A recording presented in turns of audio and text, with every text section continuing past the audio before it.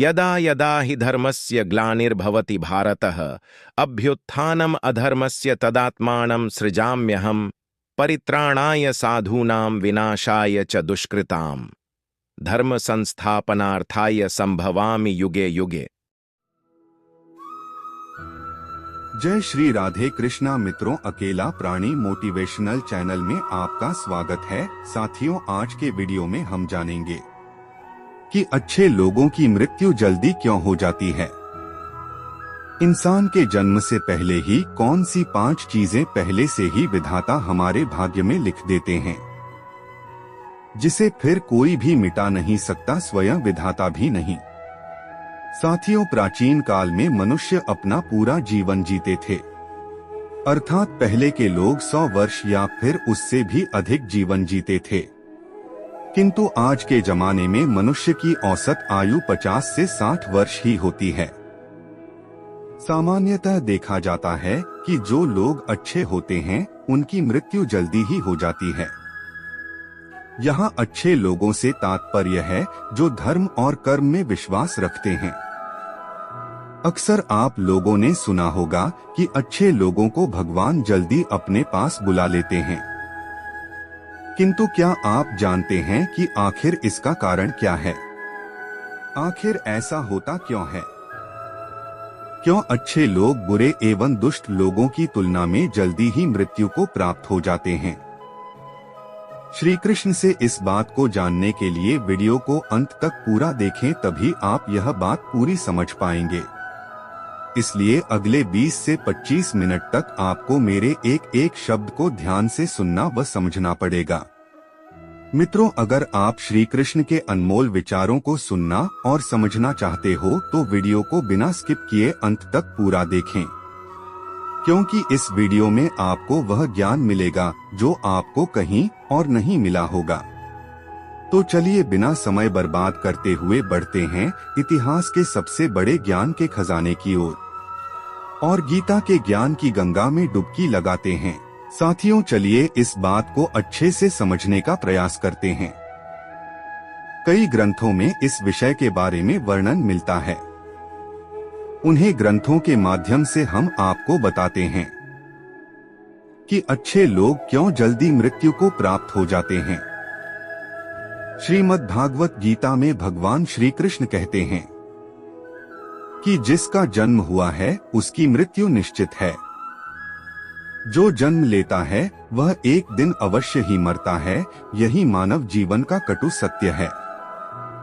और हर एक मनुष्य के भाग्य में 5 चीजें उसके जन्म से पहले ही निर्धारित कर दी जाती हैं। दोस्तों, अब हम आपको बताते हैं कि वो 5 चीजें कौन सी हैं जो हमारे भाग्य में जन्म से पहले ही विधाता लिख देते हैं। नंबर 1, मनुष्य का जन्म कब, कहाँ और किसके यहाँ होगा। ये हमारे बस में नहीं होता कि हम अपनी इच्छा के अनुसार कहीं भी जन्म ले लें। अगर ऐसा हो सकता तो फिर गरीबों के यहाँ तो कोई जन्म ही नहीं लेना चाहता और हर कोई अमीरों के यहाँ जन्म लेता। यह दुर्भाग्य की बात है, लेकिन भाग्य के पीछे कर्म जुड़ा होता है और वह कर्म होते हैं हमारे पिछले जन्मों के कर्म, और उन्हीं कर्मों के अनुसार हमारा भाग्य लिखा जाता है। नंबर 2, मनुष्य का विवाह कब, कहाँ और किसके साथ होगा। मित्रों, आपने अक्सर देखा होगा कि हम किसी और से विवाह करना चाहते हैं और हमारा विवाह किसी और के साथ हो जाता है।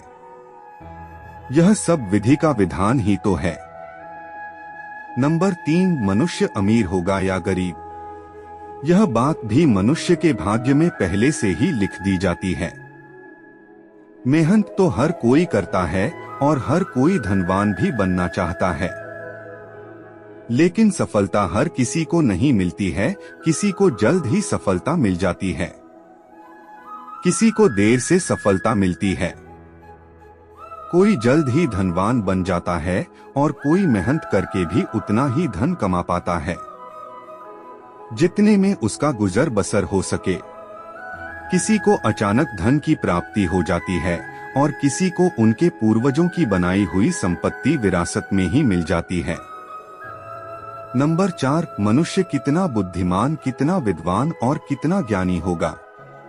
साथियों, कोई शिक्षक या गुरु अपने सभी शिष्यों को बराबर ही शिक्षा प्रदान करते हैं, लेकिन जो बुद्धिमान से होता है वह जल्दी शिक्षा को ग्रहण कर लेता है और जो कम बुद्धि का होता है वह शिक्षा को ग्रहण नहीं कर पाता है। हर मनुष्य अपनी बुद्धिमत्ता के अनुसार ही शिक्षा को ग्रहण करता है। विधाता ने हम मनुष्य को सभी को एक जैसा ही बनाया है। सभी की शरीर की संरचनाएं भी एक जैसी हैं। 2 आंखें, 2 कान, 1 नाक, 1 मुंह, 2 हाथ और 2 पैर। भगवान ने मनुष्य को सोचने समझने के लिए मस्तिष्क दिया है, जिससे वह अपनी बुद्धि का प्रयोग कर सके। लेकिन इस दुनिया में कोई ज्यादा ज्ञानवान, ज्यादा बुद्धिमान, ज्यादा विद्वान तो कोई कम बुद्धिमान है, और कुछ तो मूर्खों की श्रेणी में भी आते हैं। नंबर 5, मनुष्य की मृत्यु कब, कहां और कैसे होगी।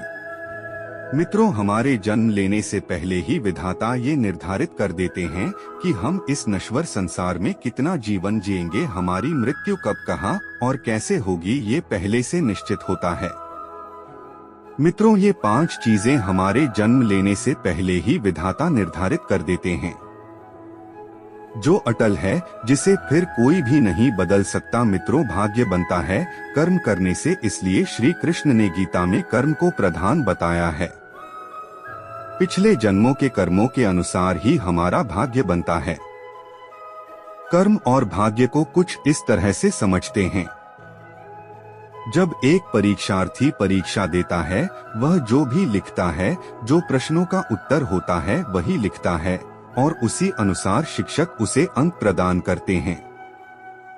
यहाँ पर परीक्षार्थी एक कर्मशील मनुष्य है, जो अपना काम कर रहा है, और शिक्षक विधाता है, जो उसको अंक प्रदान कर रहे हैं।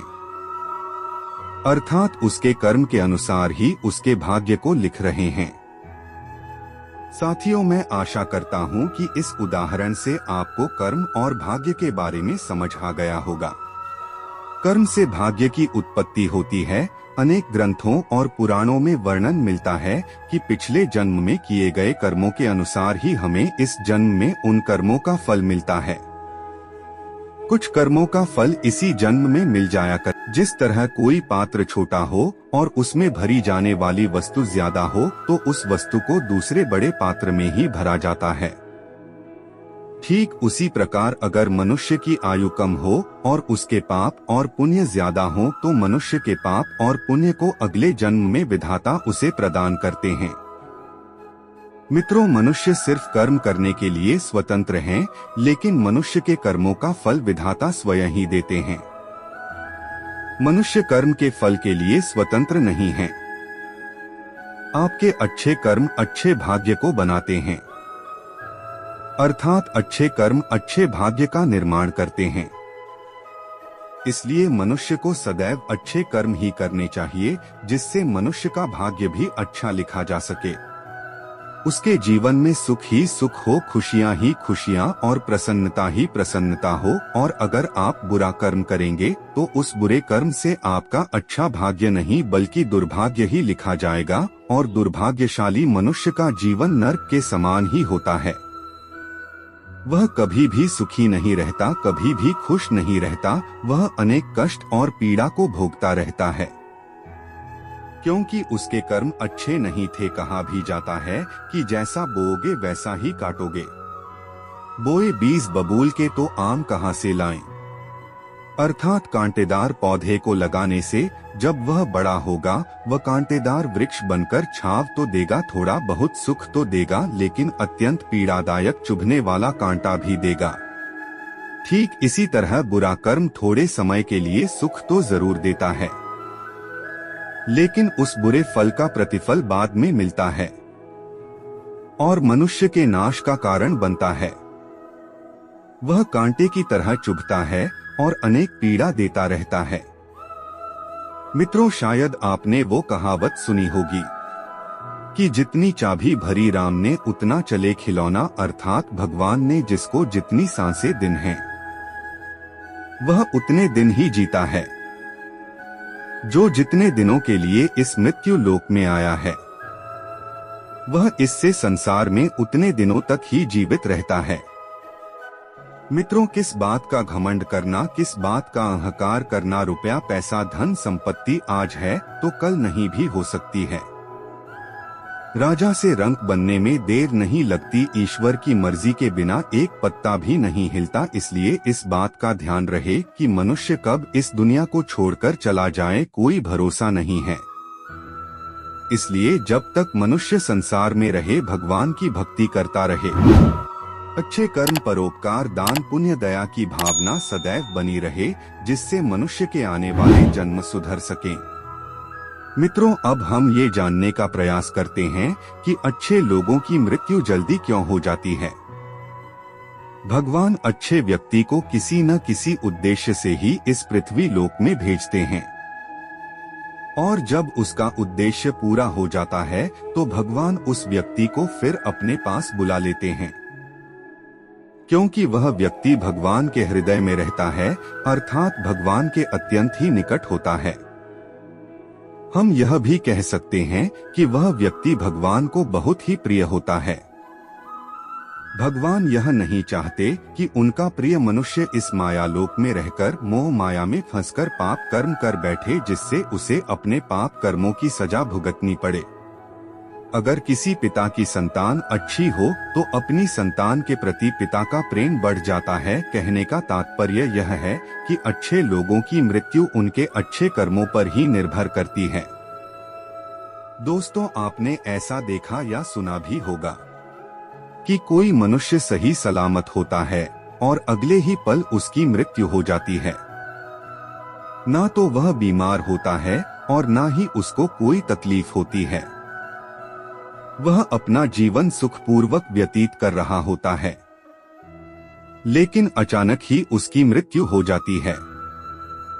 फिर लोग उस व्यक्ति के बारे में कहते हैं कि कितना भला व्यक्ति था, कितना पुण्यात्मा व्यक्ति था, जिसको भगवान ने इतनी सुखद मौत दी है। कोई पीड़ा नहीं हुई, कोई बीमारी नहीं थी, कोई कष्ट भी नहीं हुआ, बस बड़े ही आसानी से शरीर से प्राण निकल गए हैं। मित्रों, गरुड़ पुराण में बताया गया है कि मृत्यु के समय मनुष्य को एक साथ 100 बिच्छू के डंक मारने जितना दर्द होता है, और इतने दर्द में मरने वाले व्यक्ति की दुर्गति हो जाती है। गरुड़ पुराण में कलियुग के लक्षणों के बारे में भी बताया गया है। कलियुग में सब कुछ विपरीत ही होता है, मतलब कि कलियुग में सब उल्टा ही होता है। दाता गरीब होता है, अर्थात जो देने वाला है वह गरीब होगा, और जो लोभी है वह धनी होगा। जो पापी है वह दीर्घायु होगा, अर्थात पापी व्यक्ति की उम्र लंबी होगी, वह दीर्घायु होगा। और जो सत्पुरुष है, जो अच्छा व्यक्ति है, वह अल्पायु होगा, अर्थात अच्छे लोगों की उम्र कम होगी। जो मनुष्य राज्य करने के लायक होगा वह नौकर के समान होगा, और जो नौकर बनने के लायक होगा वह राज्य करेगा। दोस्तों, कलियुग के सब लक्षण पहले से ही हमारे पुराणों और ग्रंथों में लिखे हैं। आपने ये बात तो सुनी ही होगी कि रामचंद्र कह गए, सिया से ऐसा कलियुग आएगा, हंस चुगेगा दाना तिनका कौआ मोती खाएगा। मित्रों, जो लोग कहते हैं कि मनुष्य मरने के बाद खाली हाथ ही जाता है, तो वो गलत कहते हैं। मित्रों, मनुष्य मरने के बाद भी अपने साथ 3 चीजों को लेकर जाता है। पहला है मनुष्य के द्वारा संचित कर्म, दूसरा है उसकी स्मृति, और तीसरा है जागृति। इन तीनों को मनुष्य मरने के बाद भी अपने साथ ही लेकर जाता है। दोस्तों, हम यह सोचते हैं कि कोई ऐसा मनुष्य जिसने कभी भी अपने जीवन में कोई पाप नहीं किया, किसी को कष्ट नहीं दिया, किसी को पीड़ा नहीं पहुंचाई, किसी का अहित नहीं किया, किसी का बुरा नहीं किया, कभी किसी को सताया नहीं, फिर भी भगवान ने उन्हें जल्दी ही बुला लिया। उन्हें इस संसार में और भी ज्यादा जीना चाहिए था, क्योंकि वह अच्छा व्यक्ति था। तो साथियों, आपने प्राचीन कथाओं में यह पढ़ा होगा कि जब कोई ऋषि किसी अप्सरा या देवता पर क्रोधित होते थे तो वह उन्हें पृथ्वी लोक में जन्म लेने का श्राप दे दिया करते थे। और उनके श्राप के कारण वह ऋषि मुनियों से क्षमा मांगने लगते थे। उनसे विनती करने लगते थे कि प्रभु मुझे इतना भयंकर श्राप ना दें, मुझे इतना कठिन दंड मत दीजिए। दोस्तों, यह मृत्युलोक इतनी भयानक जगह है जहां दंड के तौर पर देवताओं और अप्सराओं को भेजा जाता था, और वह देवता और अप्सरा ऋषि मुनियों के सामने झुककर क्षमा याचना करने लगते थे और ऋषि मुनियों से कहने लगते थे, हे प्रभु, हमें ये श्राप मत दीजिए, हमारी गलती की इतनी बड़ी सजा मत दीजिए, हमें क्षमा कर दीजिए। मित्रों, मृत्युलोक ऐसी जगह है जहां पर प्राणी जन्म लेकर अपने कर्मों के फलों को भोगता है और अगले जन्म में पुण्य कर्म करता है।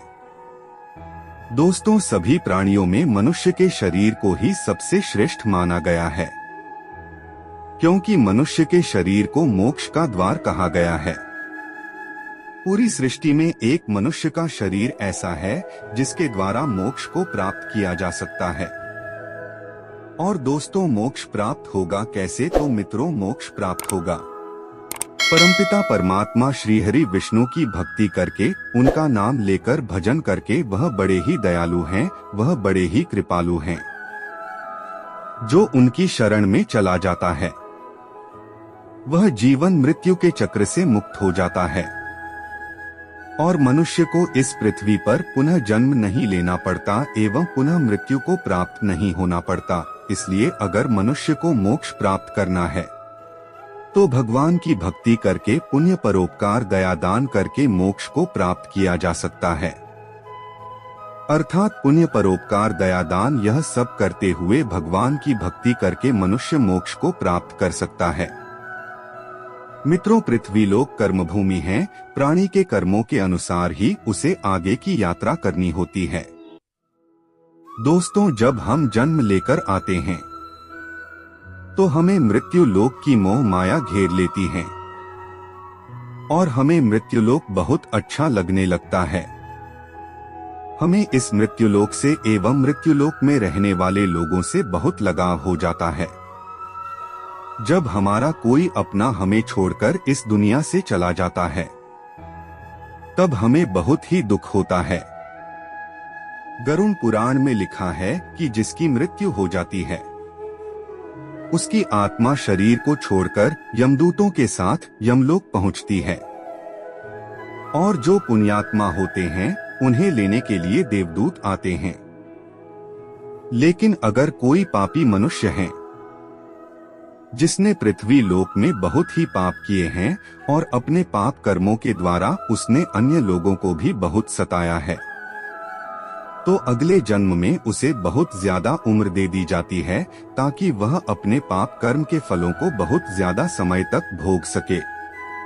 बहुत से ऐसे व्यक्ति होते हैं जो बहुत ज्यादा जीवन को जीते हैं, उनका शरीर सूख जाता है, केवल शरीर में हड्डियों का ढांचा ही दिखता है, घर परिवार वाले भी साथ नहीं देते हैं, कोई पानी के लिए भी नहीं पूछता, बिस्तर में पड़े पड़े ही मलमूत्र का त्याग कर देते हैं। ऐसे लोग भगवान से बार बार प्रार्थना करते हैं कि हे प्रभु, अब ये जीवन नहीं जिया जाता, अब दुख सहा नहीं जाता, अब हम पर कृपा कर हमें मृत्यु दे दीजिए। लेकिन उन्हें तब भी आसानी से मौत नसीब नहीं होती।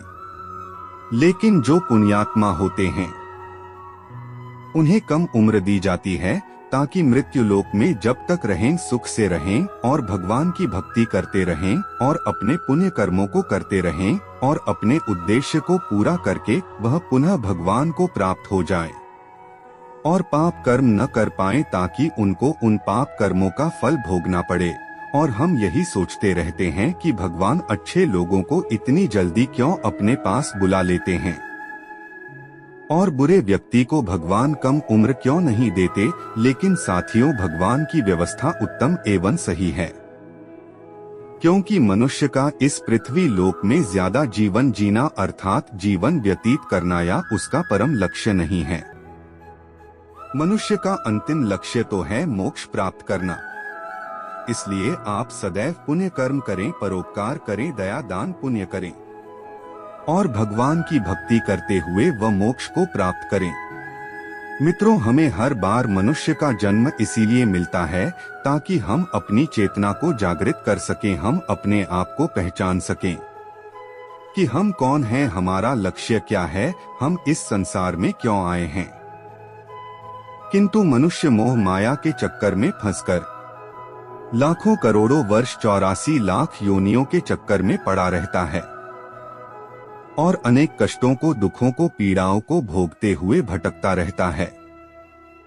मित्रों, जिनकी कम आयु होती है तो परमात्मा यही चाहते हैं कि वह मृत्युलोक के दुखों को कम से कम सहन करें और पाप कर्म न कर सके। मित्रों, आज के वीडियो को यहीं पर विराम देते हैं। अगर आपको ये वीडियो पसंद आया हो, कृपया लाइक अवश्य करें और अपने दोस्तों और रिश्तेदारों को भी शेयर करें। साथियों, इस वीडियो से आपको क्या सीख मिली ये कमेंट करके अवश्य बताना। मुझे आपके कमेंट्स का इंतजार रहता है और मैं आपके हर कमेंट का जवाब देने का प्रयास करता हूँ। साथियों, अगर आपको वीडियो पसंद आया हो तो कृपया कमेंट बॉक्स में जय श्री राधे, जय श्री कृष्णा अवश्य लिख दें। साथियों, अगर आपको वीडियो से कुछ सीखने को मिला हो तो हमारा चैनल लाइक, शेयर व सब्सक्राइब करना न भूलें। आप हमेशा स्वस्थ रहें, खुश रहें व मस्त रहें, यही प्रभु से प्रार्थना है। जय जय श्री राधे, जय जय श्री कृष्णा।